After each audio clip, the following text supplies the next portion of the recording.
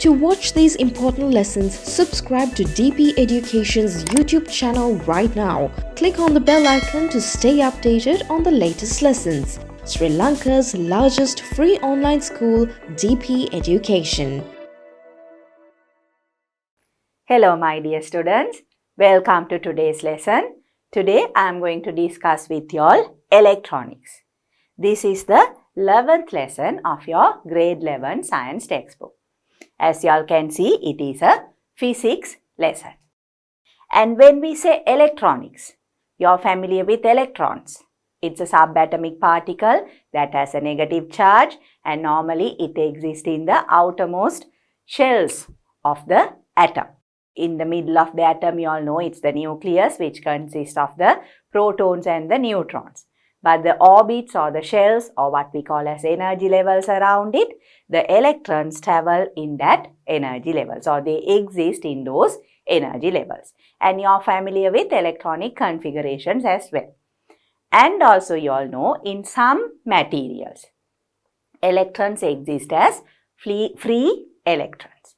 And because of these free electrons, they can move, they can involve in random motion. And if a potential is applied to them, they can move in a certain path.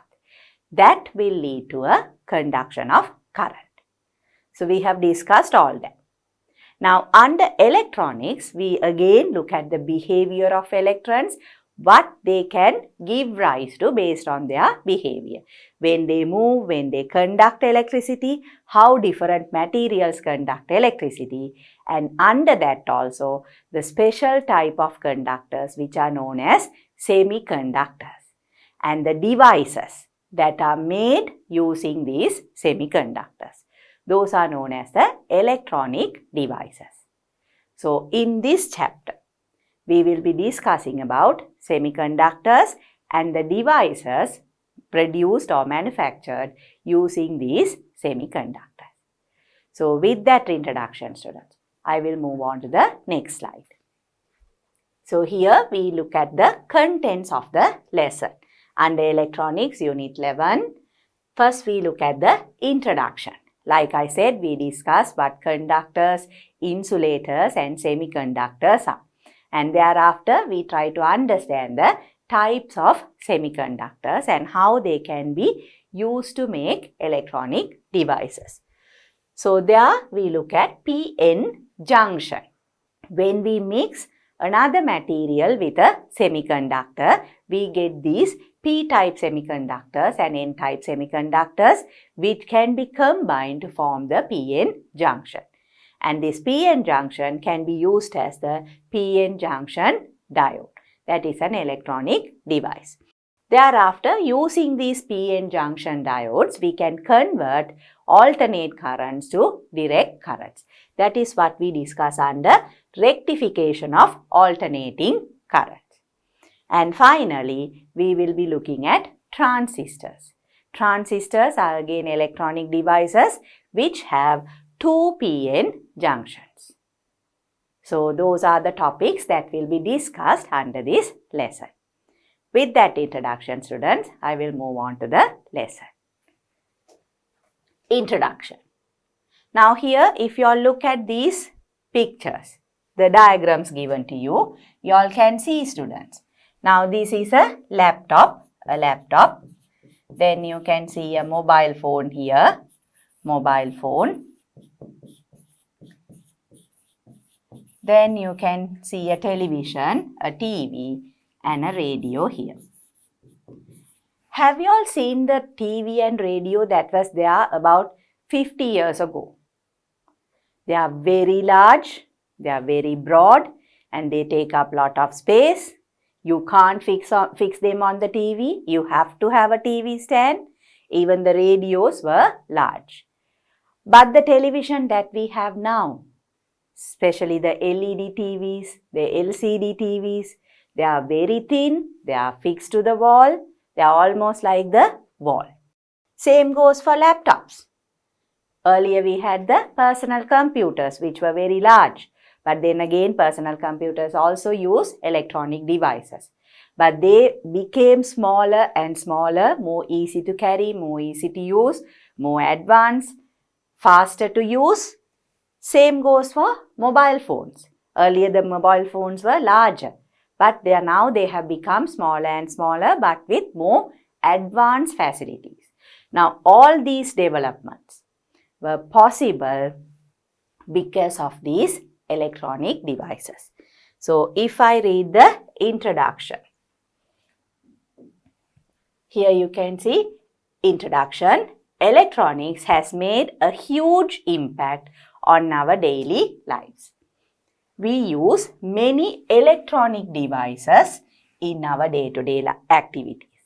Mobile phones, computers, televisions and radios are some examples for such electronic devices. So all of them, what I said as PN junction diode, transistors, those are all used in these electronic devices. So that is the introduction to this lesson. With that, students, I'll move on to the next slide. So here we try to understand what conductors and insulators are. Now you all know we have discussed electricity, the household circuits. So they are usually the conducting wires. They are made up of copper. Copper is a metal. It is a very good conductor, and you are familiar with resistance of conductors as well. Now copper has less resistance.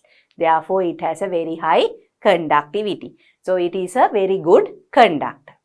Same goes for many of the metals. Now most of the metals are very good conductors of electricity. What is the meaning of conductors? They allow current to pass through them easily. Or we can say materials that conduct current are known as conductors. So that is how we can define conductors. Materials that conduct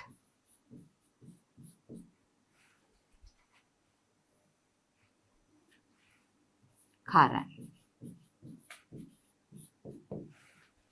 Materials that conduct current are known as conductors. Now as examples, what can we consider? We can take the metals. Now I told you all, copper is a very good conductor. Copper. What else can you think of? Even iron is a good conductor. Iron. Then aluminium. That also conducts electricity. So copper, iron, aluminium, these are metals that can conduct electricity. What is the reason? Now you all know in a metal, if you look at the metal structure or what we call as the metal lattice. Now here if you have a metal like that, now you all know the metal atoms are there. They are arranged in a lattice. But the electrons that are there in the outermost shells, outermost energy levels, they are usually loosely bound. So because of that, what can happen? The electrons can come out from the atom. Therefore, the atom becomes a positively charged ion, whereas these electrons are negatively charged. So we have the free electrons there. These are free electrons. Now these free electrons can be made to move in a particular direction. We can make the free electrons to flow in a particular direction by applying a potential difference. So if we connect this to a power supply, a battery, and if we provide a potential difference, due to that, the electrons will flow in one direction. And that will make the current to flow in the opposite direction. You all know electrons flow from negative to positive terminal through the external circuit, while the current flows from positive to negative terminal through the external circuit. So that is how the metals are, the metal lattices. So here they are metal lattice. Then, if you take alloys of metals, what are they? We can also call them as Now the alloys of metals are also known as mixed conductors. Another example, mixed conductors. Mixed conductors. When you mix nickel and chromium, what do we get? Nichrome. You're familiar with nichrome. Although nichrome has high resistance, still it is a conductor. So we have nichrome. Nichrome. Nichrome is nickel and chromium. Likewise, we have manganese. Manganese is also a mixed conductor. What is that made up of? Magnesium and nickel. This is made up of magnesium and nickel. The same way, there is brass. Brass is made up of copper and zinc. Now, these are all again combination of metals. Normally, when you mix metals together, we call it the alloys. So, these are alloys or what we call as mixed conductors, where there are more than one metals combined together. So, even steel can conduct electricity. Now, here we have metals, copper, iron, aluminium. You can even include lead there. Lead also conducts electricity. Lead.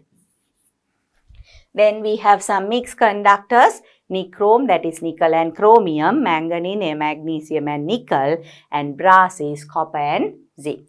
So, these are some examples of conductors. Now, in addition to these metals, there is a non-metal that can conduct electricity well. What is that? It is graphite. Graphite is also a very good conductor. Although it is a non-metal, graphite, that is carbon, is a very good conductor. Graphite is an allotrope of carbon. Because of its atomic lattice structure, there are free electrons, and these free electrons can conduct electricity well. So, these are all materials that can conduct electricity very well. Then we have insulators. Insulators are what? Materials that do not conduct electricity. So, here we have insulators. They are the materials that do not conduct electricity. Now, why don't they conduct electricity? Because they don't have any free electrons or free ions or mobile ions to conduct the charges. So, because of that, they don't conduct electricity. So, these are usually the covalent compounds. Now, here materials that do not conduct electricity, as examples, if you look at it, they are covalent compounds. Covalent compounds, because all the atoms are bonded together. There are no free electrons or free ions. So, they don't conduct electricity. As example, we can take wood, paper, plastic, then PVC, then we can write ebonite, insulators, ebonite. All these are wood, paper, plastic, PVC, ebonite, even cloth, materials, different materials. Those are all insulator materials. They do not conduct electricity. Then you are familiar with ionic compounds. Now, ionic compounds, what are they? Now, you all know ionic compounds in the solid state, they do not conduct electricity. So, here another thing you need to remember, ionic compounds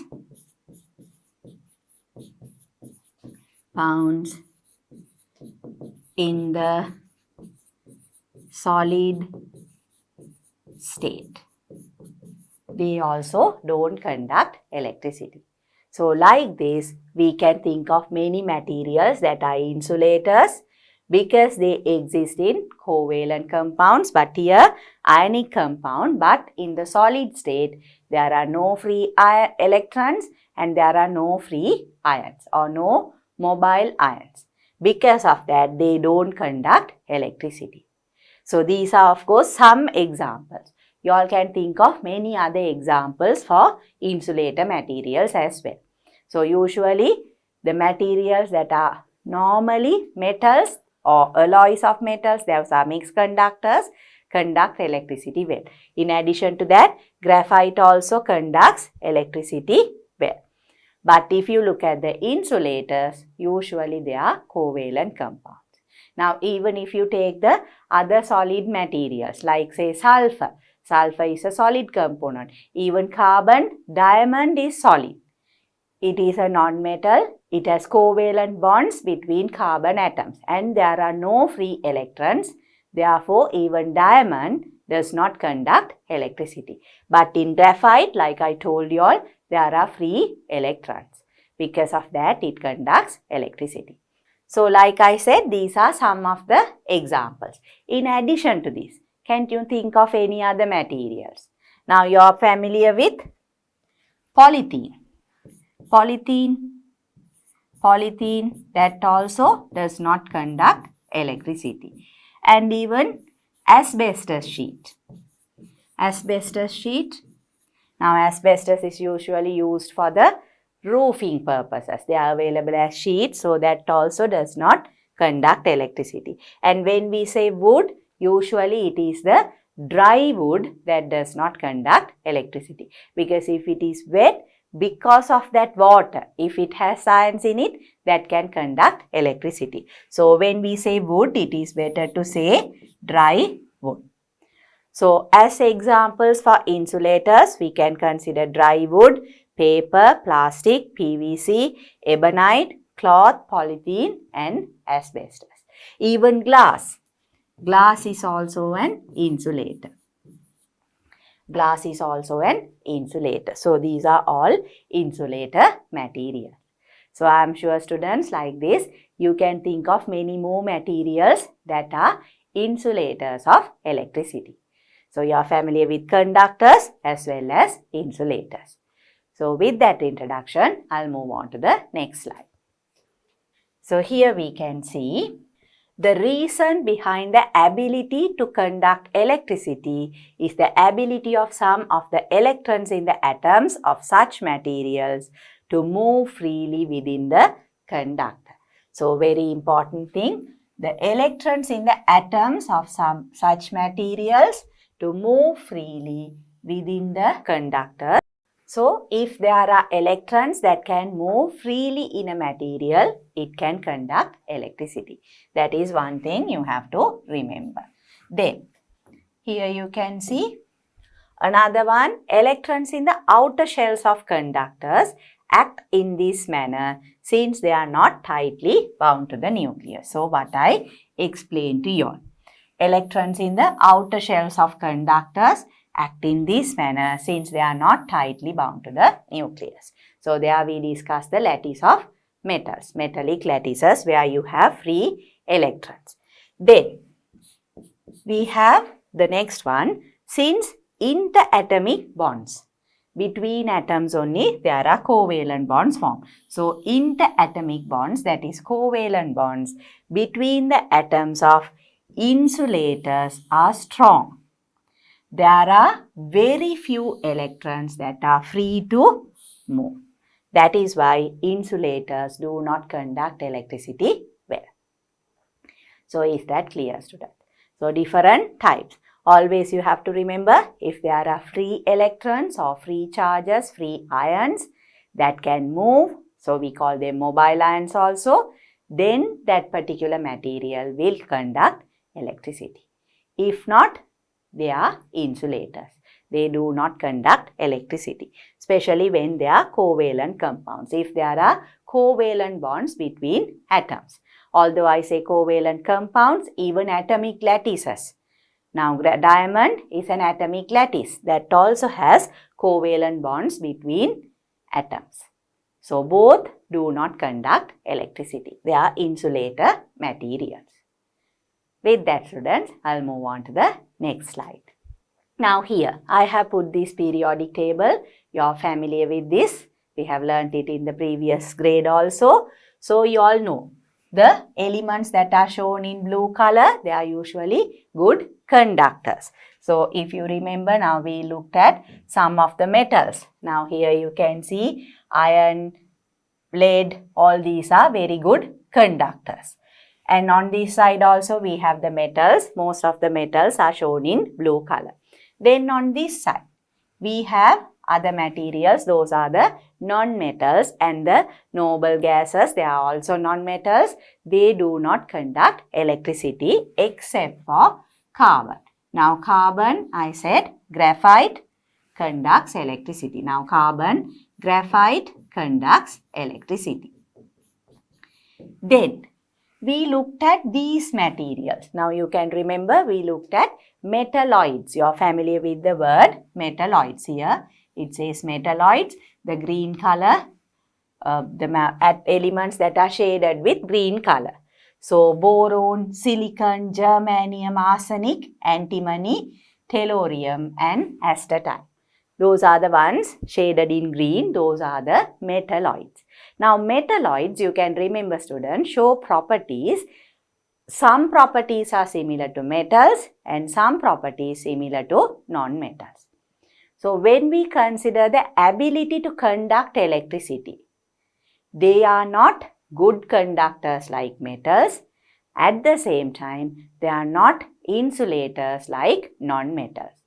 But they do conduct electricity to a very small extent. That is what we will try to understand in the coming slide. So just remember mainly the components, that is silicon and germanium. And here you can see they both belong to group 4. So we have to consider group 4 and they are silicon and germanium. These are metalloids and they are known as semiconductors. These two metalloids are known as, they are metalloids and they are known as semiconductors.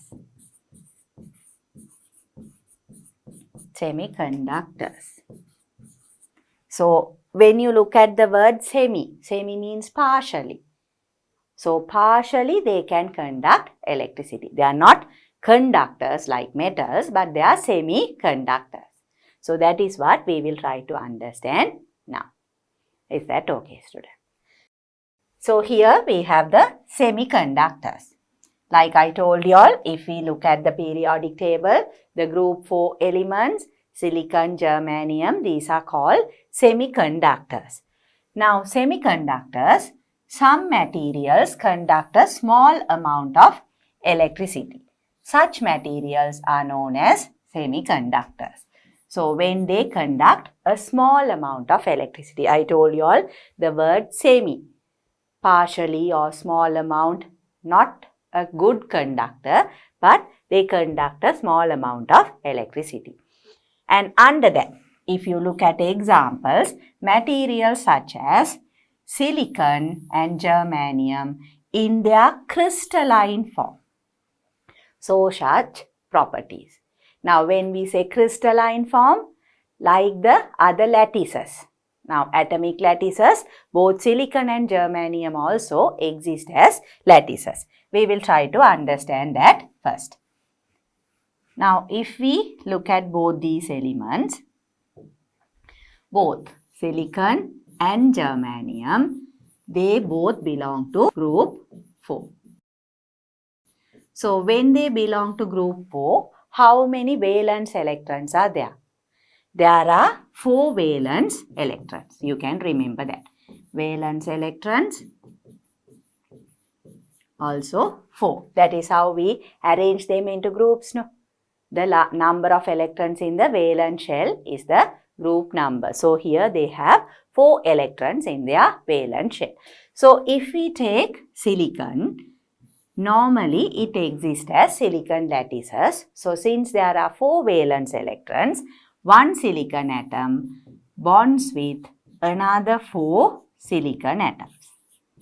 So here there will be 2 electrons, 2 electrons, 2 electrons, 2 electrons. So normally this is a silicon lattice. A silicon lattice. Now in this silicon lattice, in this state, you can see there are no free electrons. But what will happen if we increase the heat, increase the temperature? So when the temperature is high, you all know normally the heat energy is higher. Because of that, the kinetic energy of electrons increases. They start moving faster. So when they start moving faster, what will happen is one of these electrons can come out of the bond. So there what will happen is at high temperature. At high temperature, one of these electrons will come out. Electron will come out. Instead, there will be a space created there. Like that, in a few bonds between silicon atoms, some of the electrons will come out. And there will be a space generated there. And that space is called a hole. And here this is a free electron. A free electron.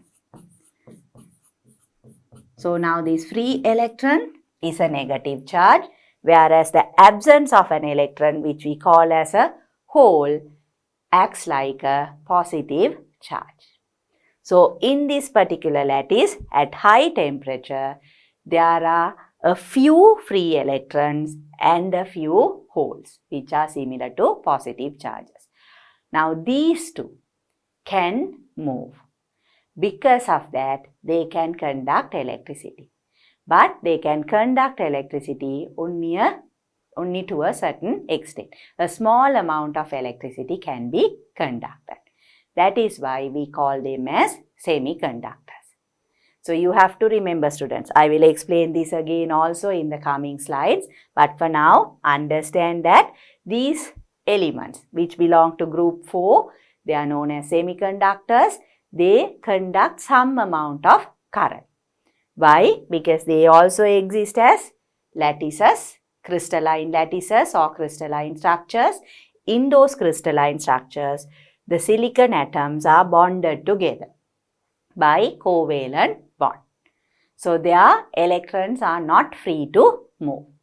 But when you increase the temperature, at high temperature, some of the electrons, because of their high kinetic energy, tend to come out of the bond. And they become free electrons, and where the electron was there before becomes an empty space. And that is known as a hole. And that is similar to a positive charge. So now we have a free electron and a positive charge that can move.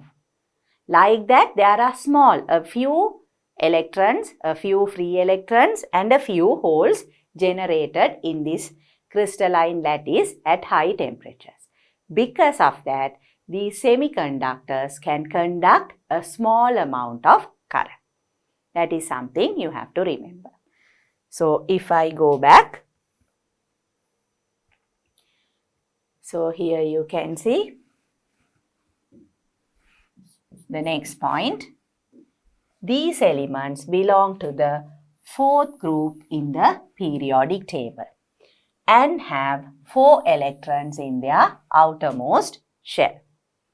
Such elements form crystal lattice structures by sharing the 4 electrons in their outermost shell to make covalent bonds with 4 nearby atoms, and thereby acquiring a stable electronic configuration having 8 electrons in the outermost shell. So when one silicon combines with another 4 silicon atoms, like I showed you all here. Now if you take this particular silicon atom, Now, if you consider this silicon atom, around that there are 2, 4, 6, and when the electron is here, another 2 there. So, 8 electrons around one silicon atom. The same goes for the other silicon atoms also, because continuously there are bonds of silicon atoms, bonds between silicon atoms. So, they attain the electronic configuration, which is a stable electronic configuration with 8 electrons in the valence shell by forming this crystalline lattice structure. So, that is something you have to remember, students. Then,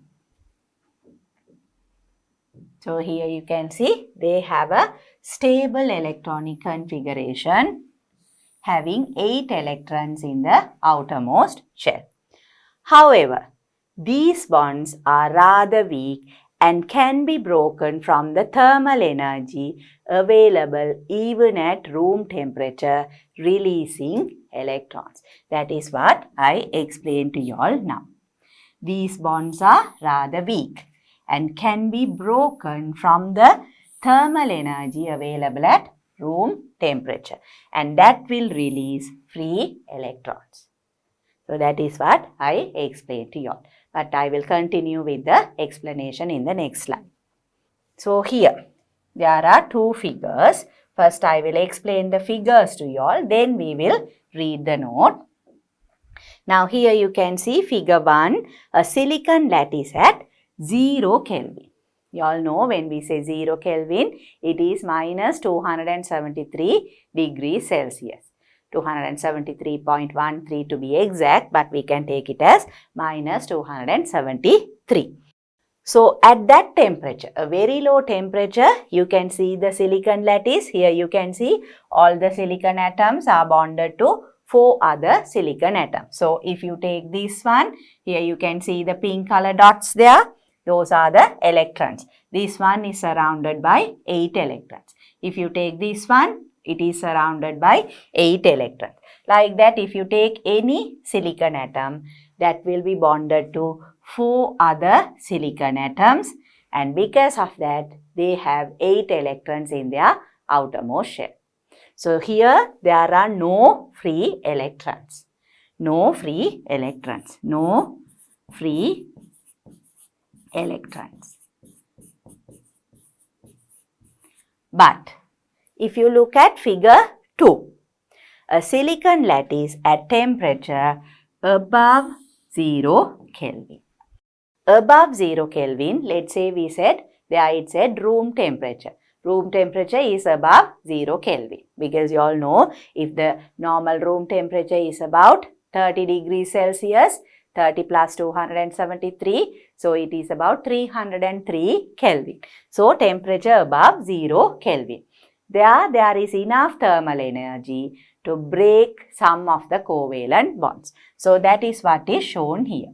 Now, if you look at this silicon-silicon bond, one of the electrons have popped out of the bond. They have come out of the bond. So, that becomes a free electron.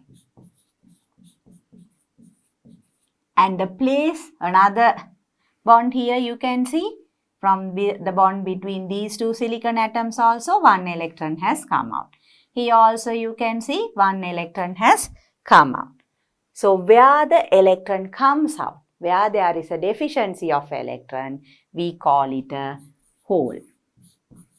So, here you can see a hole, another hole, another hole. Like that, there will be few free electrons and few holes. Now, both of these can move. Because of that, both of them can conduct electricity. So, first we will read the introduction given there. So, here you can see figure 1 shows the covalent bonds of the silicon lattice at 0 Kelvin. All the bonds are complete at this temperature. All the bonds are complete at this temperature. Figure 2 shows that some bonds have been broken. Some bonds have been broken, releasing some free electrons at a temperature higher than 0 Kelvin. An electron deficiency can be observed at the positions that the free electrons occupied previously. So, what I explained to you all, an electron deficiency. Such positions with an electron deficiency are known as a hole. Positions with an electron deficiency are known as holes. That's very important. You have to remember this term because this is the first time you are being introduced to this term holes, electrons and holes.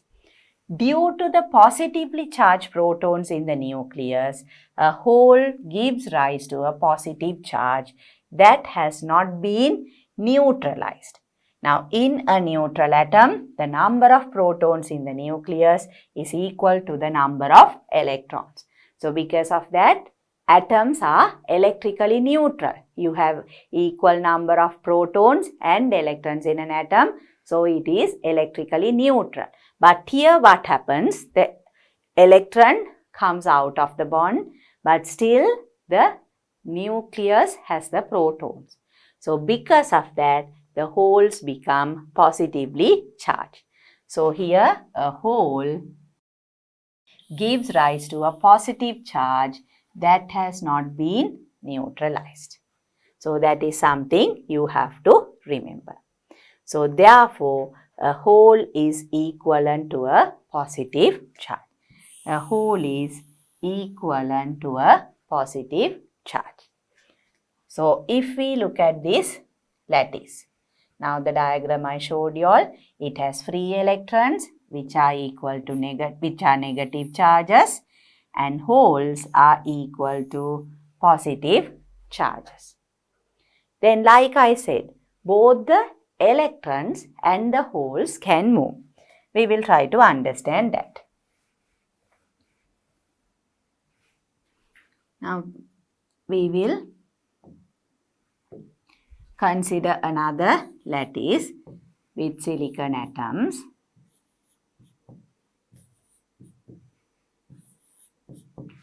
Now, here, let's say all these, the electrons are intact. But one of these electrons comes out. So, there is I will use a different color. So, there is a hole generated. But then again, let's say, now this is also bonded to another silicon atom. Now, what can happen is, the electron that is here, this can come and fill up this hole. So, what will happen to this position? Now, in the next situation, we will say movement of hole. How does that happen? Now, there is a silicon atom, another silicon atom, the next silicon atom. Now, here both the electrons are intact. Here all the electrons, here also the electrons of the bond, they are all intact. Now, earlier one electron here, but the hole is here. Like I said, this electron moves from here to here. Movement of electron and movement of hole. Movement of hole and electron, we'll say.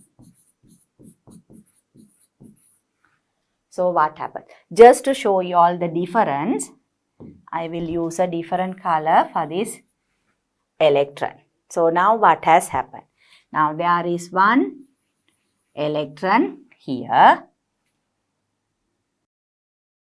We already had the other electron at this position. We had the electron already here. There was a free electron. There was a free electron that is there. We had this electron is already there, but the hole had been filled with the electron from this side. But still, we have this silicon atom, we have this electron, but now the hole is in a different position. Here you can see the hole is here. Now, if you look at both of these diagrams, can you all see here? If I just label them as 1, I will label the silicon atoms as 1, 2, 3. Just for you all to identify the positions. Here also we have silicon atoms 1, 2, 3 and 4. Here also we have 4.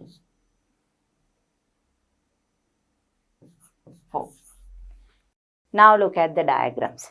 In this first one, you can see, I will move the slide. So in this first diagram, you all can see, students, there is a hole between the silicon atom 2 and 3.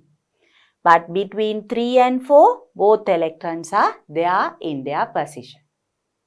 But once they move, there is a free electron that is anyway there. If you look at the second diagram here, you can see now 1, 2, 3, 4, the numbers. Between silicon atom 2 and 3, there are 2 electrons. But the position of the hole is now between silicon atom 3 and 4. So what has happened to the position of the hole? It has moved from one position to another position between another 2 silicon atoms. Likewise, it can keep on moving. So that is the advantage here. We have the free electrons. In both we have the free electrons. Electrons can move. So here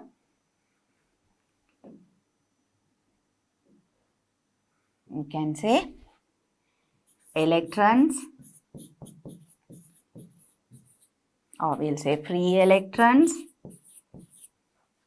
can move. So because of that, we call them as the negative charge carriers.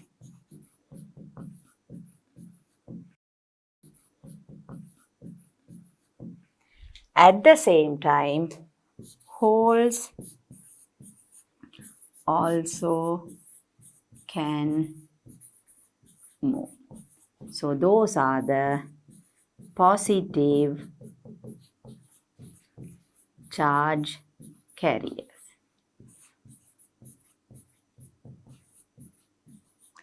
So in a semiconductor, say at room temperature, when the temperature is greater than 0 kelvins, there are free electrons and holes. Both of them can move, and the free electrons are negative charges, holes are positive charges. So there are 2 types of carriers, positive charge carriers and negative charge carriers, the holes and the electrons. Can you all understand that? So if we go back again, now I explain this to you all. Figure 1 shows the covalent bonds of the silicon lattice at 0 Kelvin, and there all the bonds are complete at this temperature. Then figure 2 shows that some bonds have been broken, releasing some free electrons at a temperature higher than 0 Kelvin. An electron deficiency can be observed at the positions that the free electrons occupied previously. Such positions with an electron deficiency are known as holes. Due to the positively charged protons in the nucleus, a hole gives rise to a positive charge that has not been neutralized. That is, in a neutral atom, the number of protons in the nucleus is equal to the number of electrons. But here the holes are not neutralized. Therefore, a hole is equivalent to a positive charge. That is also important. So then we saw the 2 diagrams. Silicon lattice at 0 Kelvin, there are no free electrons. But if the temperature is above 0 Kelvin, you can see there are free electrons here and there are holes generated which are positive charges. So then I explain how the hole moves. So just for you all to understand, identify the position, I have numbered the silicon atoms. So if we look at it, 1, 2, 3, 4, initially the hole is between silicon atoms 2 and 3.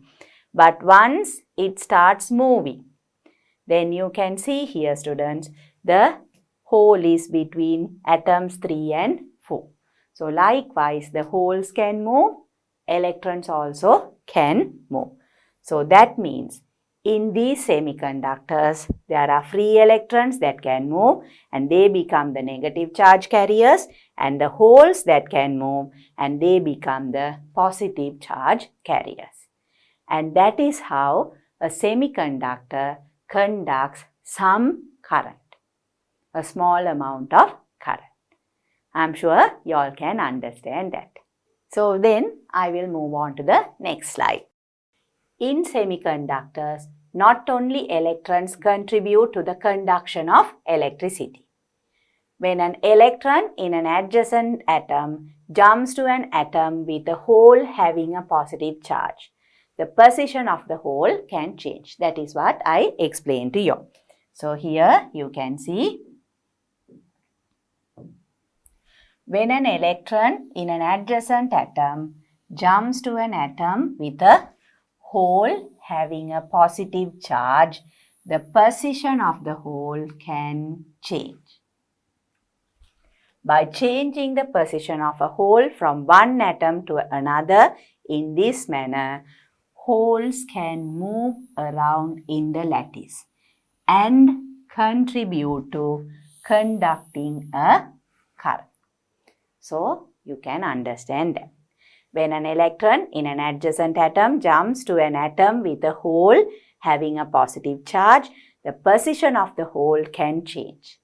By changing the position of a hole from one atom to another in this manner, holes can move around in the lattice and contribute to conducting a current.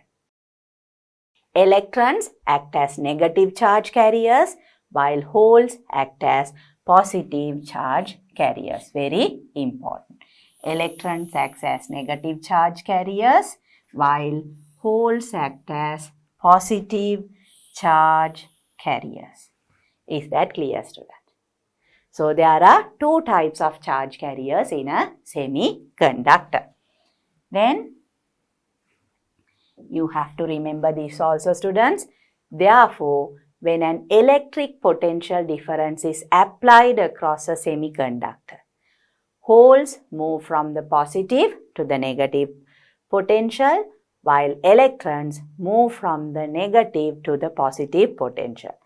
And the conventional current flows from positive to the negative potential. So, you have to remember that. When an electrical potential difference is applied across a semiconductor, holes move from the positive to the negative potential, while electrons move from the negative to the positive potential. And the conventional current flows from the positive to the negative potential. So, this is something you already know, but here holes, since they are also positive charges, they move from positive to negative potential. So, let's say if we have a semiconductor. Now, let's say we have a semiconductor like that. Semiconductor connected to a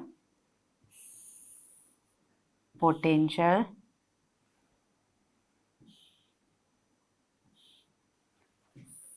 So here we have a semiconductor. So this is a semiconductor.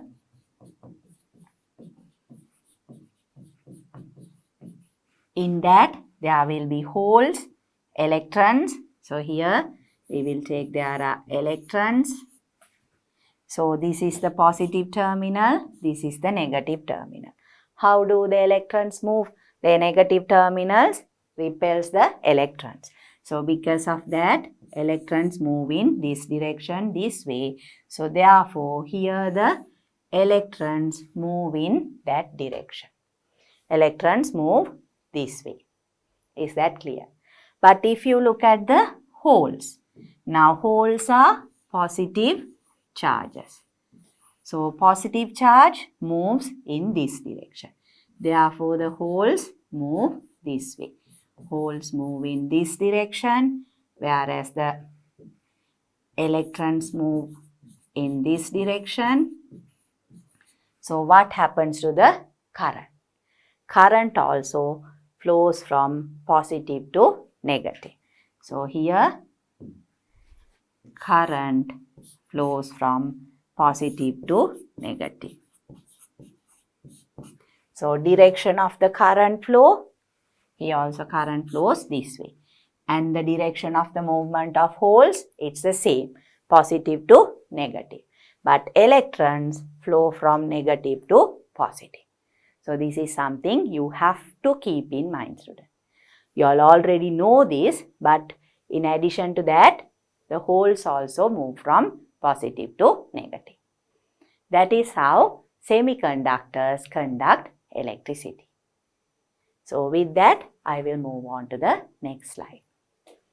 In metallic conductors, the charge carriers that conduct electricity are the negatively charged electrons. So that is important. So in metallic conductors, the charge carriers. So in metallic conductors, the charge carriers that conduct electricity are the negatively charged electrons. In semiconductors, the negatively charged electrons as well as the positively charged holes act as the charge carriers that contribute in the conduction of electricity. So that is also important. In semiconductors, negatively charged electrons as well as the positively charged holes act as charge carriers that contribute in the conduction of electricity. Then, since a hole is generated in the breaking of a bond to release an electron, the number of carrier electrons present in a semiconductor is equal to the number of holes. That is also important. You have to remember that. Now, when an electron comes out only, you get the free electron. Where the electron was earlier becomes the hole. So, if you have one free electron, there will be one hole. If you have 10 free electrons, there will be 10 holes. So, the number of carrier electrons present in a semiconductor is equal to the number of holes. So, therefore, the semiconductor lattice is electrically neutral. The semiconductor lattice is electrically neutral. So, normally, the lattice is electrically neutral. Although you have the positive charge carriers, the holes, and the negative charge carriers, the electrons, the semiconductor lattice is electrically neutral. So, if you all can remember, students, the diagram given in your textbook, when there are electrons that are out of a bond, in those positions you get the holes. So, the number of electrons are equal to the number of holes. That is, the number of free electrons or the negative charge carriers are equal to the number of positive charge carriers. Those are the holes. So, therefore, the semiconductor lattice is electrically neutral. So, that is something you all need to understand about semiconductors. So, in this chapter, students, we looked at conductors. They conduct electricity well. Usually the metals, the mixed conductors, and even graphite. Then we looked at the insulators that do not conduct electricity because they don't have any free electrons or mobile ions. Then we looked at the semiconductors. Although they exist as crystalline structures, at temperature about 0 Kelvin, there are no free electrons, there are no holes. So, they do not conduct electricity. But at room temperature, which is higher than 0 Kelvin, about 300 or more than 300 kelvins. Then what happens? Some of the covalent bonds are broken. Because of that, some electrons are out as free electrons, and where the electron was earlier becomes a hole, which is a positive charge carrier. And the number of holes and the number of free electrons are equal, and they both contribute to conduct electricity. That is how a semiconductor conducts a small amount of current. So with that, students, I am going to end this chapter, and in the next chapter, I will be again further discussing about these semiconductors, where we classify them as intrinsic semiconductors and extrinsic semiconductors based on how they conduct electricity. To watch these important lessons, subscribe to DP Education's YouTube channel right now. Click on the bell icon to stay updated on the latest lessons. Sri Lanka's largest free online school, DP Education.